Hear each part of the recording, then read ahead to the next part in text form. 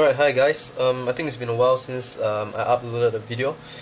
I've been busy with my own exams, and oh yeah, we had the Empowering Intro Econs workshop for Micro Econs just about 2 weeks ago, and it was an amazing experience. I got to meet a lot of awesome people during the workshop, and you know what, I would like to meet you guys too if you are keen to come for the workshop. You know, just keep a lookout on Quickienomics.com for any updates on when the next workshop is going to be available. Okay, so today's agenda is pretty short. Okay, this video is actually because of a request from somebody online. So yeah, I know that it's a bit hard for you guys to see this, so I'm just going to use this to show you what's today's agenda. Right, today we're going to be talking about perfect competition, alright, and how are we going to illustrate our graphs and drawings in a case where there is perfect elastic supply. Alright, let's talk about supply. We'll not talk about demand today, because I think you will be pretty well versed if there is like a perfectly elastic demand. Okay, you end up as a kinked curve. Okay, and today we're going to see how the market supply curve can be kinked. We're going to show what's the initial equilibrium for that. Alright, and we're going to have a little bit of dynamics in this. We're going to change the elastic supply due to a price fall or something. And after that, at the end, we're going to compare what is the average subsidy for a lump sum tax. Okay, I say again, it's lump sum tax versus the price fall. Okay, actually this is supposed to be in line with one of the questions in the exam, but I'm not going to show the question here in case I get into some legal issues. But just scroll down to the comments, or if you're on Quickienomics.com, just scroll down to the comments, you'll see the question right there. If you're on YouTube, I think you should head over to my website. Okay, so let's talk about a perfect elastic supply. Okay, so we have a situation like this. Okay, and over here we have an ordinary firm with an upward sloping marginal cost curve. Okay, and I'm not going to add in the average cost curve just so that we can simplify stuff. And we have firm B. Okay, once you just imagine that firm B has got a different cost structure and their marginal cost is perfectly elastic. Okay, so at whatever quantity that they are going to supply at, they're going to be supplying at the same cost, which is over here. Okay, so I'm going to combine these curves together, and I'm going to get something like this. Okay, I'm going to get like a kinked curve with the initial part being upward sloping, and then it's going to be kinked. It's going to be kinked at the price at which this firm B is going to supply at. Now, why is it this way? Okay, because you see, if I'm gonna supply at this price, that means, you know, I'm willing to accept up to this price for any goods that I'm producing, right? So the thing is that I can charge up to this much of a price. Okay, but until here, I'm only going to be able to charge at this price over here, this particular price level over here, because if I'm going to charge higher than that, okay, people won't buy because there's going to be an alternative, which is a cheaper alternative. So the market will be supplied mostly by entirely by firm B after this amount of X has been produced. So after this amount of X, okay, the market is going to be paying this price for it, because people rather pay this price than this price over here. So the market supply curve is going to be kinked this way. It's just like how your kinked demand curve is going to look like. It's the same concept. Okay, people are just willing to pay here but not here, because this is a cheaper alternative. Okay, so now that we've got the demand curve sorted out, the supply curve sorted out, the market supply curve, and we know that it's the sum of all the marginal cost curves. And just a quick revision, the supply curve is the sum of all the marginal cost curves, because the firms produce at P equals to MC, right? So when the firms produce at P equals to MC, basically it's everything along these lines. So we sum all this up to get this thing over here. So that is why the market supply curve is the sum of all the marginal costs. So alright, so we've got that sorted out. Okay, we've sorted out the perfectly elastic demand supply, and we've shown the kinked supply curve. So let's go on to the initial equilibrium now, right? Okay, so the initial equilibrium is going to look something like this. Okay, I'm not done yet, but this is just what we have been discussing just now. So I've got a consumer over here, I've got firm A over here with that normal upward sloping MC curve, I've got a perfectly elastic supply over here. We can refer them to as you know, the international supply, and that's the market. Okay, so I'm going to show you how to put the demand curve into this. So preferably I would want my demand curve to be here. demand. Okay, now why did I draw it here and not here, not on the upward sloping part? Well, the reason is because if I'm going to draw the demand curve on upward sloping part, okay, which is here, you know, then we are not putting the firm B supply into the picture, because all that's being supplied is over here, this part over here. This will be the market, the equilibrium supply, equilibrium quantity supply, and it's on the upward sloping MC, which means that the firm B supply is not in the picture. So we want both firms to be in the picture so that we can analyze it properly. So I'm going to put a demand curve over there, and that's why this is point A, and this is the overall market demand. Now, so how much has been supplied by firm B? Basically, it's everything from here onwards. This area over here are firm B's supply, or according to that question over there that's listed below, is the imports. And this over here, this area over here, is firm A's supply, right? Because that's the upward sloping supply curve. And to see what the market price is basically here. So the price is going to be at this over here. Let's call that P naught. And we're going to extend all the way to here. You know what, I'm not going to give a shit about the consumer's curve, because they're not really important at this point. So this is point AA for type A firms, and we're going to draw this average cost curve here to show that they are earning what? Normal profit. Yeah, so this is the initial equilibrium. Very simple. Okay. Alright, so we've settled the initial equilibrium.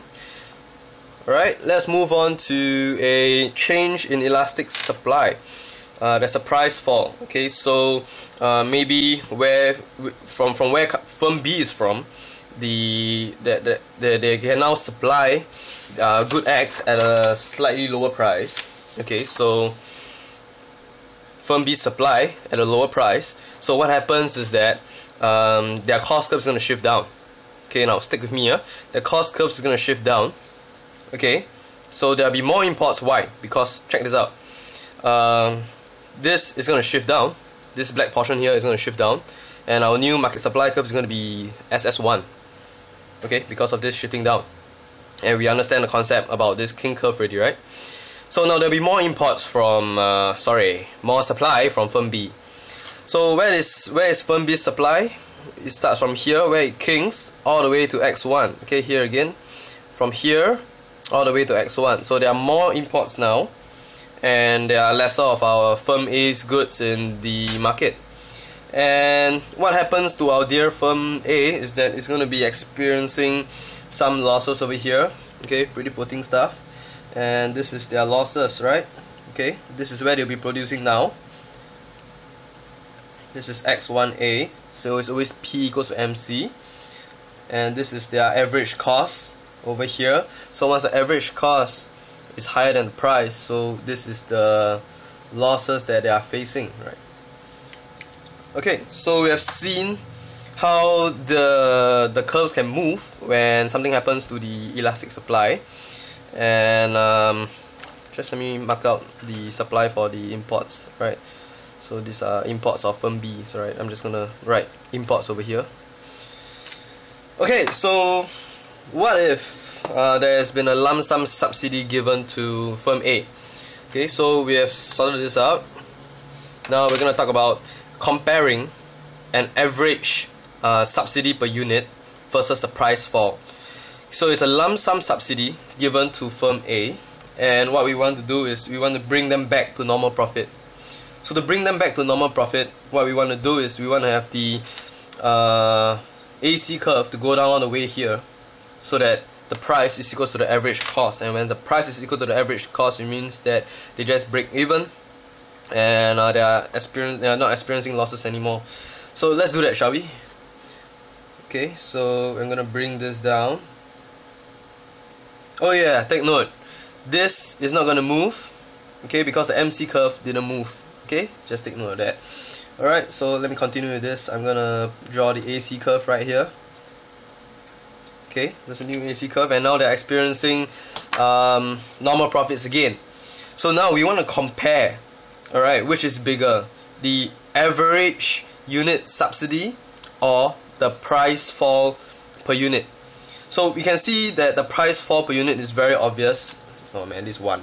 Okay, it's very obvious. It's just basically from P0 to P1. So it's this vertical distance here, all the way, right? Now we want to see what is the average unit subsidy. Okay, so to take a look at that, let's look at what is the quantity that the firm is producing first. The firm is producing at X1 here, so we're just going to focus everything up here. Now we can check it out that, you know, since on the left, on the vertical axis it's going to be like price per unit, we can also see what is the cost per unit. As you can see, the distance from here to here shows us that, you know, they have brought us, the lump sum tax brought us, lump sum subsidy has brought us back to normal profit. So the average unit subsidy is basically going to be from this point down to this point. Alright, it's going to be from this point down to this point.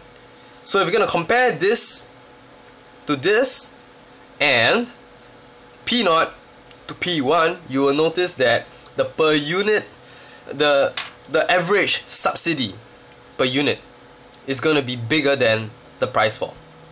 Right, so that's basically how we compare that. Actually, I've come to the end of the video, but how about I just blow this up so that we can see it clearer, shall we? Alright, so I'm just going to produce that graph itself. Okay, I'm going to ignore the rest of the graphs because they are not important anymore. Okay, so I've got X over here in price. It's my marginal cost curve. Not. And this is my average cost, the initial average cost curve. And this is the price that we're charging at. Over here, this is point A, right? And this is P0. So what happens after that, you know, because of firm B's drop in their elastic price or something, and the price is gonna drop down to P0. So we've got this thing over here, P1, and the lump sum tax is gonna fall. Okay, so we're gonna show the lump sum tax falling so that they earn normal profits, and it'll be here, and that's gonna be AC1. Firm is now producing at point B over here. Alright, so this is X1. Just let me label this for you. This is gonna be X0. Okay, so again, let's check out what is the price fall. The price fall is this distance over here, right? This is the distance of the price fall. But the distance of the average subsidy per unit is going to be here. So if this point, this length over here is going to be bigger than this length, it just simply means that my average subsidy, okay, that means per unit, average subsidy is going to be bigger than my price fall. Right, so I hope that you know, teaches you something about, you know, more flexible, being a bit more flexible on how you read the graphs and stuff like that. Yeah, so I hope the prelims were good. Alright, people, if you're in Singapore, I saw the prelims paper.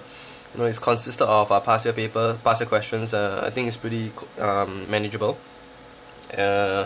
And I hope you guys will do well. Don't be demoralized by the results if it doesn't turn out to be good, because they tend to be a little bit more stringent on the marking during the prelims. It's a good thing. Well, you know, it scares you, it wakes you up. You know, I think fear is like one of the best emotions that you can ever have.